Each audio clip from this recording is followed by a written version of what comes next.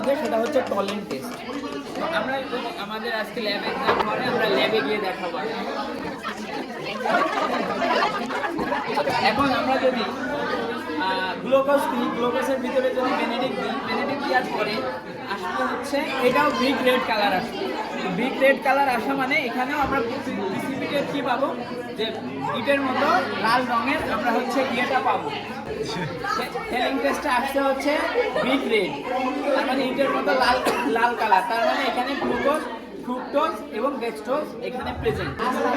আরেকটা টেস্ট ছিল তিনটার মধ্যে, সেটা হচ্ছে টলেন টেস্ট।